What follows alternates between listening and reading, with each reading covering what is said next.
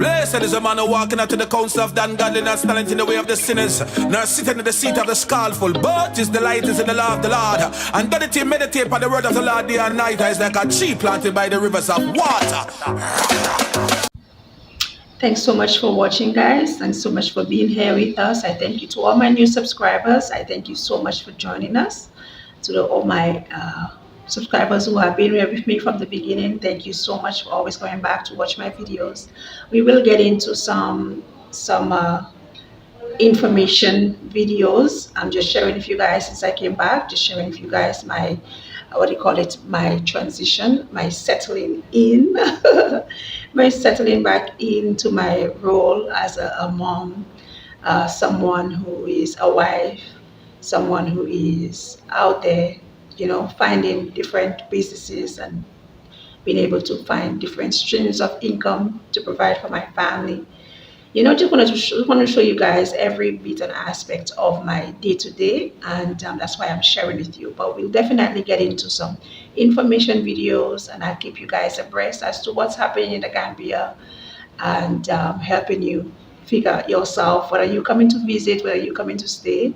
My videos are mostly about coming to settle in the Gambia. But if you enjoy what we share, please go ahead and subscribe. Go ahead and like our videos, share them with your friends, your family. Leave me a comment, anything, whether it's positive or negative. The negatives, I will respond to them accordingly. The positives, I appreciate them. I will never come back to you with a negative answer. I will always try to be objective and help you see it the way I see it. You call more and tell them that we are coming back now? Because they are wondering what the hell is wrong with me. Almost there. Just good like that. Just let him know. Yes, baby. Father, right. Oh, the internet off. Yeah, so yeah, we just come from the mall, Tropic Mall. As I was telling you guys, I found out that now you can't be recording in there. So I had to turn off my camera until I came out. And we are driving off now, but yes, there's a people talking about spirituality and all these kind of things. So speak seriously and yeah. Say your piece. Oh, righteousness, yeah. Yeah, so a lot of things that's really happening now in the Gambia, since people are talking about certain deaths that have been happening. Obviously, we as a diaspora, and we need to understand that we are going to always be diaspora and wherever we go.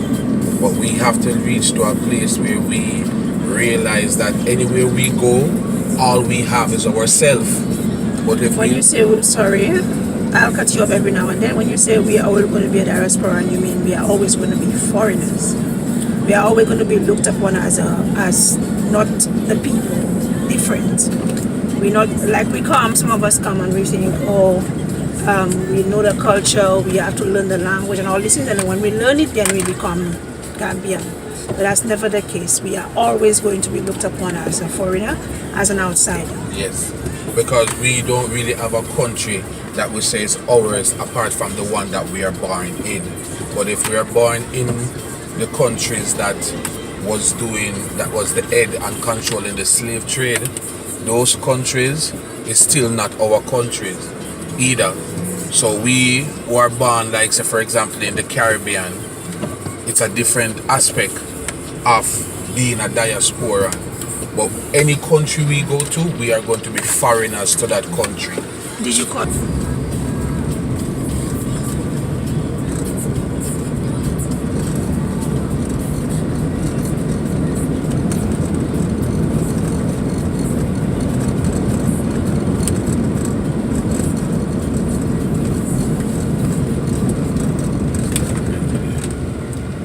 Because if I keep it,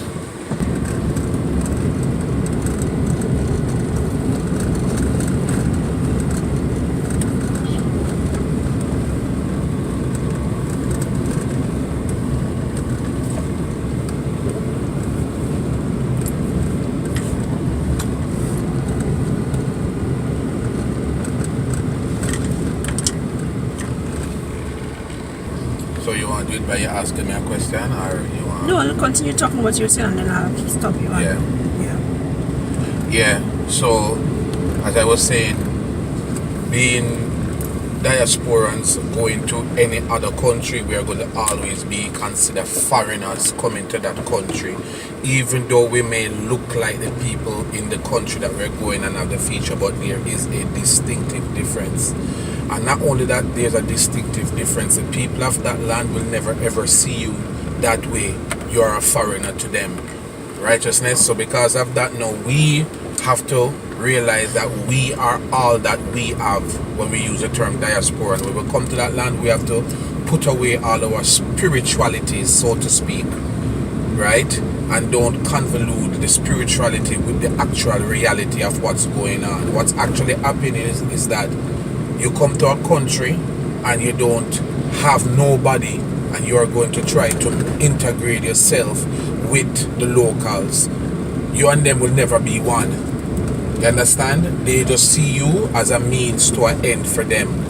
But the people who are coming from where you are coming from and looking for the same thing, those are the people that we need to be one. For example, if the Chinese men come here, they are not trying to be one with the local. They are going to stick to themselves. If the Lebanese are here, they know the culture, they have been in this land for a while, but yet still, they still stick to themselves. You understand? If you have Nigerians that leave from Nigeria, another part of Africa, and come to Gambia, they still stick to themselves.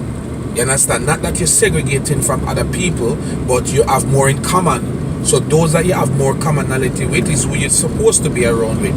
And what happens is that when you leave from the group or the place that you have the commonality, you are easily singled, and then your vulnerability is more exposed than you think. You understand? And then you put yourself in a precarious position. If we don't overcome that barrier and cross that threshold and realize, listen, we have more in common than uncommon. Let's start putting away our little differences and class, our wealth structure system away from each other and realize we are all that we need in this new land, building a community. Everybody else have their community, but we don't have a community. We are trying to integrate into everybody else's community. We supposed to integrate in our community within the land, and then as a people that is integrated within the one community, we have all things in common. Then now we become a force to be reckoned with, to be respected, to be dealt with, because now we have a voice and we have the money when we combine it together. You understand? So that's my views on it. I mean, people are going to pass away, people are going to take advantage of other people, and this is what that really is. People taking advantage of. And if you notice, it is mainly females, like single females or a female without a husband or middle age, okay, so to speak. So talking about, so we are really trying to go in on what's been happening in the Gambia with so many deaths among the diaspora, the African American, so-called African American women who have passed away here in the Gambia. We've heard many things about them, all sorts of things that other persons may have heard of, that they were poisoned or they were this or they were that. We don't know for a fact, so we don't want to say that's what it is. So that's not what we are saying on this channel. But when you see the same things happening once, twice, you could say, okay, they passed away because of poor health or whatever. When you see it happening 3 times, 4 times, 5 times, 6 times, then you know that's a pattern. When it's known, then I can come back and share on that. But the point is that we're talking about the diaspora ladies who have passed away in the Gambia, and what we think is happening, that they are being targeted. Okay.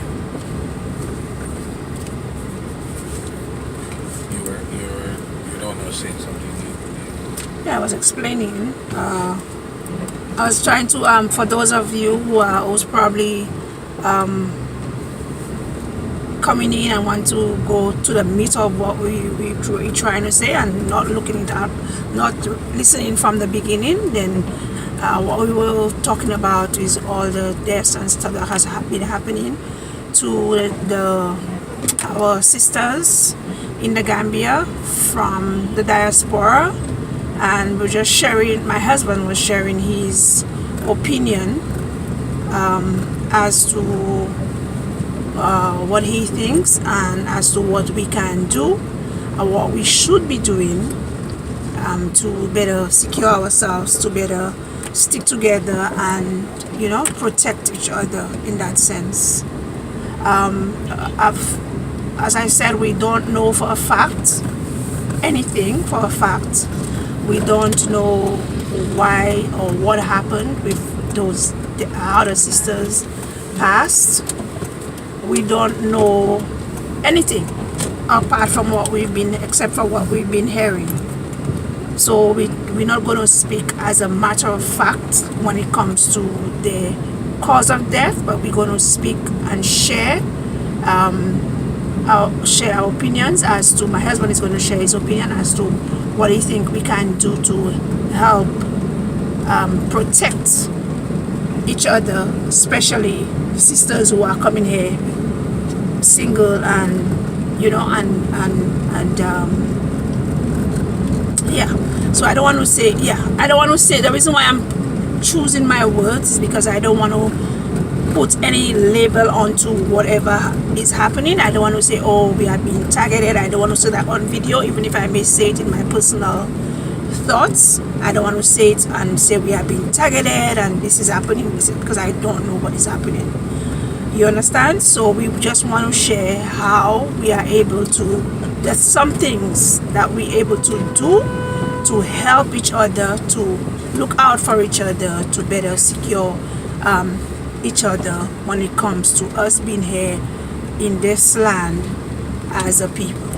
The pattern that we're actually seeing is single ladies, you understand, and middle-aged ladies, middle-aged on top of it again. Exactly. Right?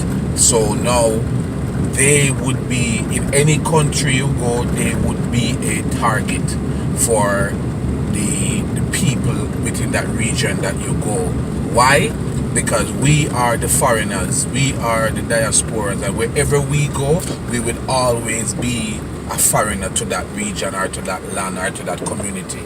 What needs to happen, as I had said before, is that we need to realize that we have more in common than uncommon, and when we come to a place that everybody else have their own community, we need to have a community for us, in the sense, if you have ladies out there, we don't have a chaperone or a man around them, it's an easier target, so to speak. You understand? Than the ladies going. Yeah, you understand? Even if the ladies go together in a group, they're still an easier target to deal with when there's not a man around. You understand? So we cannot put ourselves in that space. You understand? So that means when we come together, when we come as a community, when we move as a community, when we speak as a community, then we have a voice, we have an identity. In fact, we are the people that build everybody else's community, because we are the ones who are coming in to build up their economy. Why is the economy is going to be built? Because we are new money coming in, even when we don't have the money. I mean, sometimes if you think about it, you would have a country or a neighborhood that is poor, but another man come in and he build a shop or a business within that community. Even though it's a poor community, that man get rich off those poor people, but they're poor. So that means, but he's bringing in something new. Yeah, exactly. So they and we are supporting that. So how about we build our own community amongst ourselves and support each other, but yet still not discriminating and still socializing with the community and helping them, because we are here and we will be helping, but we have to help us first. We are not helping us, we are acting as if we are different and we don't need each other, and then that's a big hole in the net, so to speak. We can't protect each other. We don't know what each other is happening to each other. We are just there You understand? Saying that we are doing our thing, and we are spread out so far from each other, and we're it's like we are just a drop within the bucket, while we don't need to be that way. You know what I mean? Yes, you're running, you're jumping from one jumping out of the frying pot and literally jumping into the fire. You understand? So that level of unity, we have not learned that level of unity. So then we don't even have trust amongst ourselves. So now I stay to myself, you stay to yourself, and if somebody is coming to invade you, if they choose to do it, it's easier to get through to you. But if we commune here as a community, then we would be respected. We would realize that we have a voice, and it's not one or two of us. We're always together. You know what I mean? Okay, so I'm going to be, I don't like to say that word, so should I say something else instead of saying the devil's advocate? So I'm going to say, okay, so you talking about us coming together. I've heard that so many times though, Dan. I've heard that so many times. We all saying, oh, we should come together, we should do this, we should do that. Everybody's saying the same things, but nothing is happening. So all we're doing is just talking. The diaspora is coming and we all doing our own thing, and we're just talking, and everybody said, oh, we should come together. It's almost like it's a song that is sung, and it's like a nursery rhyme that we've learned for a while, and we just keep singing it, but nothing is happening really. So when you are saying, oh, we should come together and we should do this, what aspect exactly are you talking about? Because if I work so hard all my life for my money, I'm not going to come here and put my money together with other people who doesn't have half of what I have, and say I'm building a community. You understand? So what exactly, when you say come together, what exactly are you talking about? Well, I like what you said, and it's a truth, because our mindset is always looking at it from that perspective. But the truth of the matter is, that's the actual place that we have to go. That place that we are afraid we lose our money and our resources with everybody else, right? It's a given, we are going to lose it to other people. But it's better okay, as an entertainer, this is something that there's an artist said to me before, an artist named Inspector Lenny, and he had tell me something that he learned from Beanie Man, right? And he said, you have to learn to limit your teeth. You're going to always have somebody who's going to try to get something from you. But if you can limit them, that's where you're going to have success. You can't stop everybody from robbing you, but you can stop a good majority. So that means, for example, the Jewish community, right?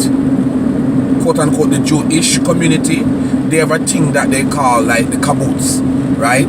And they pool their money together. They put their resources together to build something to help everybody within that community, because we have a lot in common. After that, after we get that initial project off and running, then we are going to give that back literally to each member of the community who is participating as a community member. If we don't start doing these things, it will never happen. You understand? But that's actually what needs to happen. So if they can put aside all their differences, all their nuances, and go to the root of the problem, it's our finances. But as you said, you work hard for your money. You're not going to trust somebody and put your money over there. But guess what? There's another community who is going to siphon that money from you. So if we put that difference and start to say, you know what? Let's actually do the thing that we fear to do. Let's put our money together and actually start to do it. And that's how the community is going to form. Start. If we don't do it, it will never happen. Then that same cycle is going to keep on happening, as you said. You have been hearing us say, let's put money together, let's come together, and you're not going to put your hard-earned money with this person. Okay. So the trust is not even going to be there, but for it to happen, it's literally, we literally need to stop being afraid of it and actually doing it. Look at it as we are investing in each other instead of investing in other communities. So a lot of us have done that. There are a lot of groups that has been formed for us to do stuff like that all over the world maybe. when it comes to our people. There are a lot of groups that have been formed, and then you see after a few years, there's no word of it. It break down. There's nothing. It didn't grow into anything big, because as you can still see, we still have nothing as a people. So we started off, but then because there's so much mistrust and there's too many things happen in our community, it never goes anywhere. So, but when it comes to us in the Gambia who are saying, oh, single ladies are being targeted or single ladies are dying because of this and because of that, what exactly can we do? Because you said we need to come together. Yes, putting our monies is good in that sense. What can that do to help single ladies who are coming and are being, as others would say, are being targeted? What you talking about putting our money together, that doesn't cover, it doesn't protect anyone from anything. Now is my time to shine. When your time comes, don't postpone it. When others doubting out, you don't condone it. Truth be told, yourself is your toughest opponent. When your moment comes, grab hold and own it. Never let go, stand tall and hold tight. Overcoming obstacles is the objective in life.